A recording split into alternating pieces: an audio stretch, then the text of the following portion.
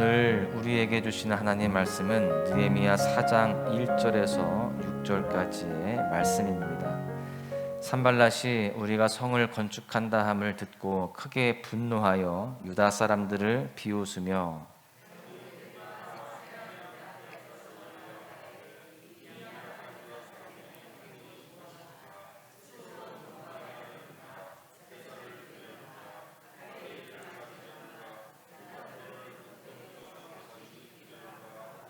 암몬 사람 도비아는 곁에 있다가 이르되 그들이 건축하는 돌 성벽은 여호가 올라가도 곧 무너지리라 하더라.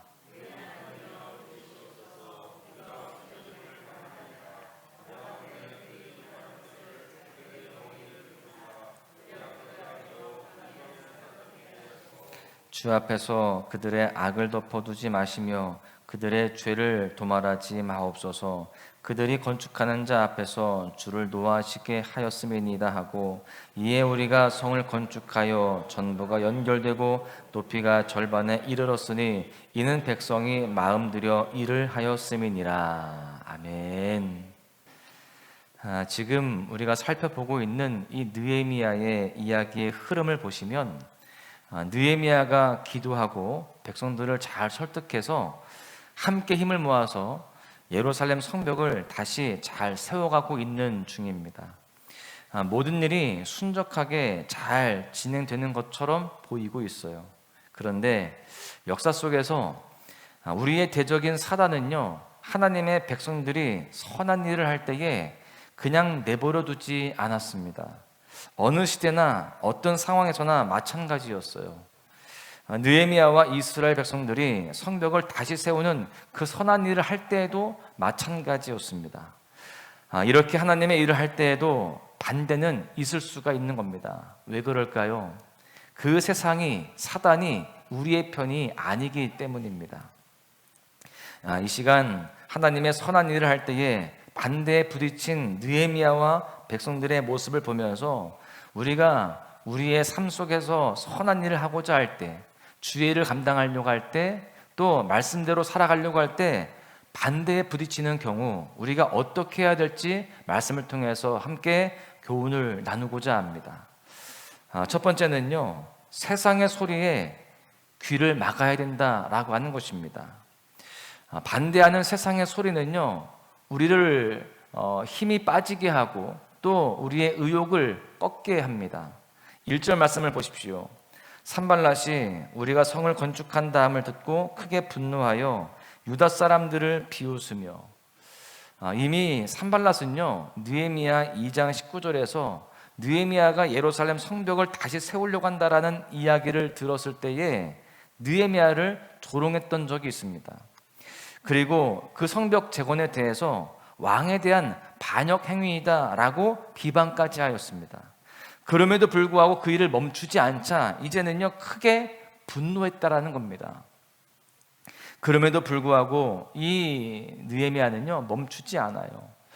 산발랏이 그렇게 조롱하고 비방하고 분노했지만 멈추지 않았다는 겁니다. 그런데요, 이렇게 산발랏이 분노한 이유가 무엇일까요? 그것은 자신의 기득권, 자신의 유익 때문이었습니다. 느헤미야가 유대 총독으로 도착하기 전에 그 유다는요 산발랏이 다스리고 있었던 그의 영역이었습니다. 산발랏은 그 유다가 계속해서 약한 상태로 남아있기를 원했어요. 그래서 자기가 쥐락펴락하는 그러한 모습이 되어지기를 원했던 것이죠. 그런데 왕에게 인정받던 느헤미야가 그 유대 총독으로 부임을 해서 자기의 어떤 영역을 빼앗으려고 하니까, 거기에다가 무너진 성을 재건하고 그 유다의 힘을 키우려고 하다 보니까 그것이 마음에 안 들었던 것입니다. 자신의 어떤 유익을 빼앗기는 그런 상황이 될 것 같은 그러한 모습이었기 때문이죠. 그래서 산발랏과 그의 동료들은 어떻게 해서든지 그 성벽 재건을 막으려고 했던 것입니다. 여러분, 지금 이 산발랏은 다른 것이 아니라 자기의 자신의 기득권 때문에 그렇게 이 느헤미야의 그 일들에 대해서, 하나님의 일들에 대해서 그 선한 일을 방해하고 회방했던 것입니다. 그런 마음으로 조롱하는 내용이 본문 2절과 3절에 나오는데요. 자기 형제들과 사마리아 군대 앞에서 일러 말하되 이 미약한 유다 사람들이 하는 일이 무엇인가? 스스로 견고하게 하려는가? 제사를 드리려는가? 하루의 일을 마치려는가? 불탄 돌을 흙무더기에서 다시 일으키려는가 하고 암몬 사람 도비아는 곁에 있다가 이르되 그들이 건축하는 돌 성벽은 여우가 올라가도 곧 무너지리라. 여러분, 이 조롱의 말은 황폐한 예루살렘에서 소망 없이 살아왔던 유대인들의 그 아픈 가슴을 쥐어뜯는 말입니다. 그래도 어떻게든 다시금 세워보려고 하는데 조롱하고 있는 거예요. 니들이 하는 거 다 아무 의미 없다. 금방 무너질 것이다. 이렇게 조롱하는 그의 말은 사실 이 이스라엘 백성들에게, 특별히 느헤미야에게는요, 굉장히 힘들게 하는 말이었습니다. 좌절시키는 말이었죠. 그때 느헤미야가 어떻게 합니까? 그런 악한 말을 들으면서, 비방하는 말을 들으면서 맞대응하며 보복하지 않았습니다. 따지지도 않았어요. 아무 말 하지 않았습니다. 세상의 소리에 대해서는 귀를 막았습니다. 물론 소리야 들렸겠지만 그 소리에 그의 마음이 함몰되지 않습니다. 그 소리에 따라가지 않았어요. 사람의 말이 아니라 하나님의 사역에만 집중하였던 모습을 볼 수가 있습니다. 우리 역시 이러한 모습을 본받아야 됩니다. 우리가 하나님의 일들을 감당하려고 할 때 때때로 세상의 소리가 들릴 때가 있습니다. 우리의 힘을 빠지게 하는 말이 우리의 귀에 들릴 때가 있고 또 교회 안에서도 그런 말들이 들릴 때가 있습니다. 그때 우리가 해야 할 것은 그 소리에 대해서 귀를 막는 것입니다. 이것은 어떤 일을 할 때에 사람들과 아예 소통을 하지 말아야 된다, 이런 이야기가 아닙니다.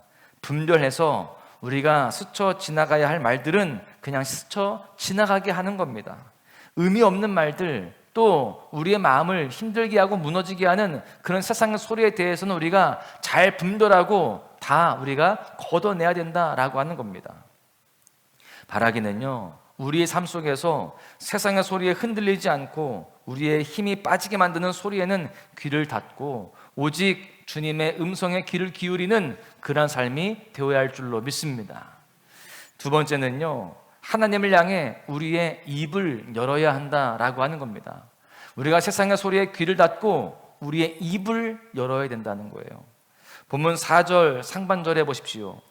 우리 하나님이여 들으시옵소서. 우리가 업신여김을 당하나이다. 지금 그들이 비방하는 소리를 하나님께서 들으셨다는 것을 느헤미야는 분명히 알고 있었습니다. 하나님도 그 소리를 들으신다. 그러기에 하나님을 향해 기도하는 겁니다. 하나님 다 아시죠? 내가 이렇게 비방당하고 있고 내가 이렇게 어렵습니다. 여러분, 비방하는 그 사람들에게 그렇게 맞대응하는 것이 아니라 하나님께 나아가서 우리의 입을 여는 것입니다. 여러분, 믿음의 사람들이 세상에서 조롱과 비난을 받을 때 이렇게 대처해야 되는 것입니다. 우리가 하는 일들이 하나님의 뜻이고 그 일들이 선한 일이라고 한다면 우리는 그 비방하는 사람들, 우리의 일을 가로막고 해방하는 사람들과 맞서 싸우는 것이 아니라 오히려 더욱더 주님 앞에 기도하며 간절히 나아가는 그런 모습이 되어야 됩니다. 여러분, 기도하면 아무것도 아닌 그 조롱과 비웃음 같은 그런 소리들이요, 기도하지 않으면 우리를 무너뜨리고 힘을 빠지게 만들기에 충분한 소리가 되게 되어 있습니다. 그래서 우리는 기도해야 됩니다. 기도할 때 이길 수 있어요. 느헤미야는 기도로 그렇게 주님께 나아갑니다.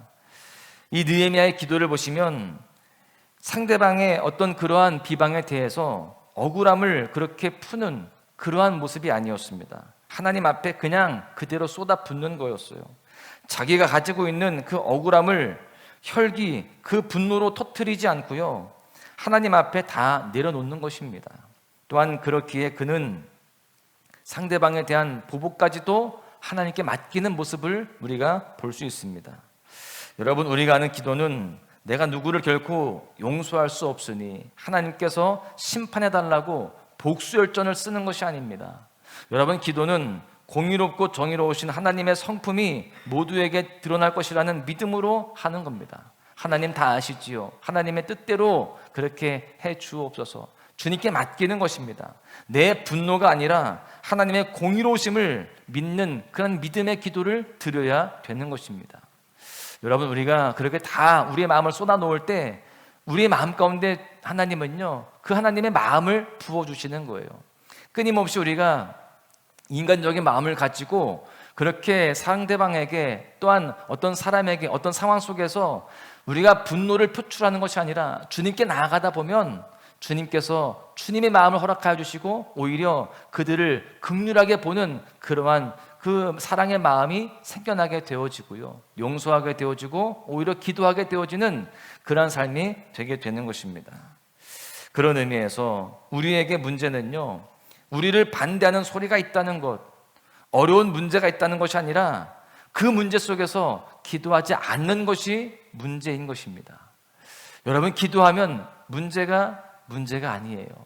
우리가 기도하면 오히려 합력하여 선을 이루실 하나님의 그 섭리와 계획을 바라보게 되어지는 믿음의 영역이 되게 되는 것입니다. 여러분, 우리는 이 느헤미야처럼 다른 것보다 하나님 앞에 기도하는 데 전념하는 그런 삶이 되어야 할 줄로 믿습니다. 사실 우리의 삶 속에서 때로는 너무나 억울한 일들을 당할 때가 있습니다. 할 말조차 잃어버릴 때가 있어요. 도무지 일어날 힘이 없을 때가 있습니다. 그때 우리는 하나님 앞에 모든 억울함을 다 아뢰는 그런 모습이 되어야 됩니다. 그렇게 기도할 때에 하나님은요, 우리에게 은혜를 부어주시고 우리의 그 모든 상황들을 오히려 역전시켜 주셔서 축복의 삶이 되게끔 하실 줄로 믿습니다. 우리는 기도를 놓치면 안 될 줄로 믿습니다. 산발락과 도비야가 조롱한 것과 같이 우리가 그런 악한 소리를 듣게 되어지고 또 세상의 소리가 들릴 때가 있지만, 그럴 때 우리는 더욱더 기도함으로 말미암아 승리의 삶을 살아가야 할 줄로 믿습니다. 느헤미야를 공격했던 그 대적들의 이 방해는, 사단의 방해는요, 일종의 김빼기 작전입니다.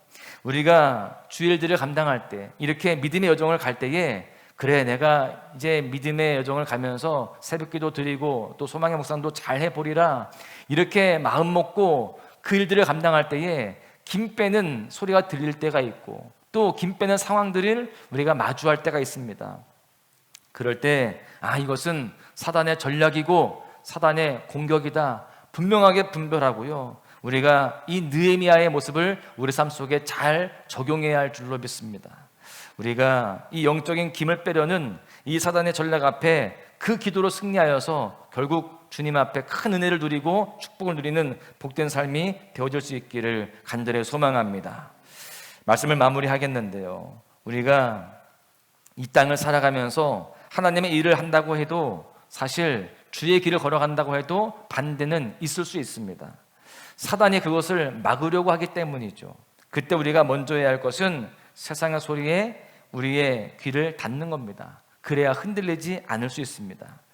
그 소리에 흔들리는 순간 걷잡을 수 없이 우리의 마음이 무너지고 삶이 무너지기 때문입니다. 그리고 우리는 세상의 소리에 귀를 다 닫고 하나님께 대해서 입을 열어야 됩니다.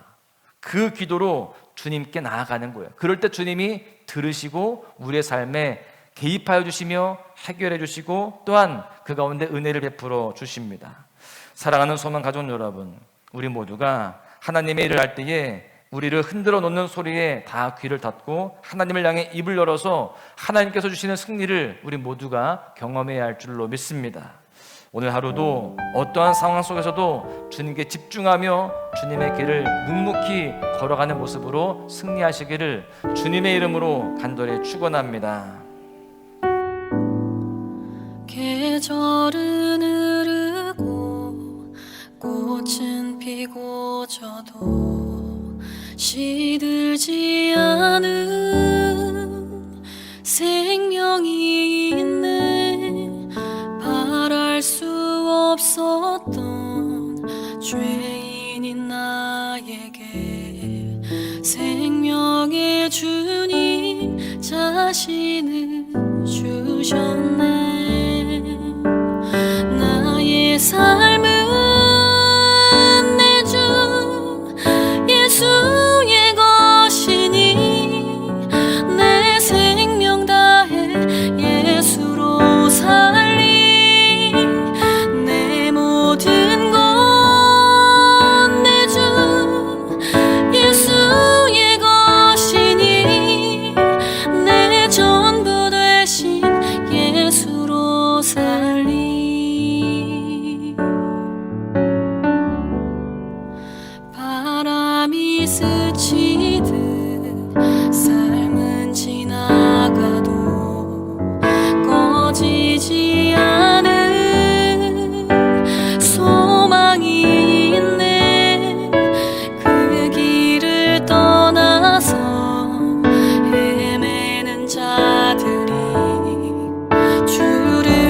받도록 나 살길 원하네.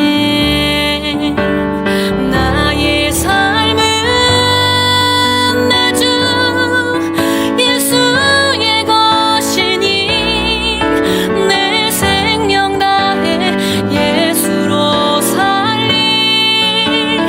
내 모든 것 내 주 예수의 것이니 내 전부 되신 예수로 살리. 그런즉 이제는 나 산 것 아니요 내 안에 주께서 사시는 것이라. 그런즉 이제는 나 산 것 아니요 내 안에 주께서 사시는 것이라.